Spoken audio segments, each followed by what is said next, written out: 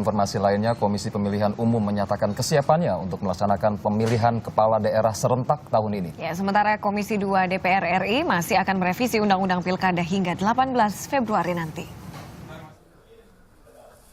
Berdasarkan materi Perpu nomor 1 tahun 2014 yang telah disahkan oleh DPR menjadi Undang-Undang Pilkada, tahun ini akan digelar 204 pilkada di tingkat provinsi, kabupaten, dan kota secara serentak.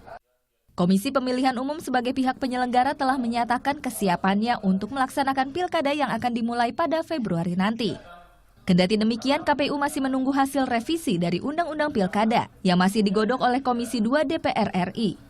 Ya, menyelenggarakan pemilu kada sebagaimana amanat undang-undang itu tahun 2015 ya.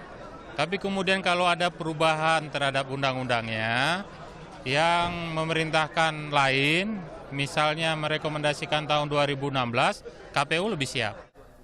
Sementara itu, revisi Undang-Undang Pilkada masih akan dilakukan di Komisi 2 DPR RI untuk mengatur secara rinci beberapa poin terkait pelaksanaan pilkada serentak, terutama masalah penjadwalan. Revisi Undang-Undang Pilkada ini akan ditetapkan paling lama pada masa persidangan DPR tahun sidang 2014-2015 18 Februari nanti. Jadi dari Komisi 2 sih teman-teman partai, kecuali Demokrat, sepakat revisi. Tapi ada yang kesepakatannya revisi terbatas.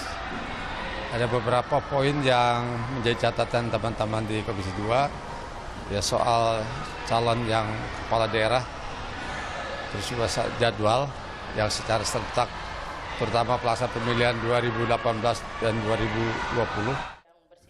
Pemilihan kepala daerah secara serentak ini akan menentukan 8 gubernur di tingkat provinsi dan juga 198 bupati serta wali kota. Untuk pelaksanaan pilkada serentak, dalam rapat dengar pendapat antara KPU dengan Komisi 2 DPR RI Kamis kemarin, KPU meminta penambahan anggaran sebesar 1,1 triliun rupiah sebagai tambahan biaya operasional. Dede Rohali melaporkan untuk NET. Presiden Joko Widodo intensifkan konsolidasi tentang pilkada langsung kepada kepala daerah se-Sumatera. Ya, sementara Ridwan Kamil sambut baik pilkada langsung yang sudah diputuskan oleh anggota Dewan.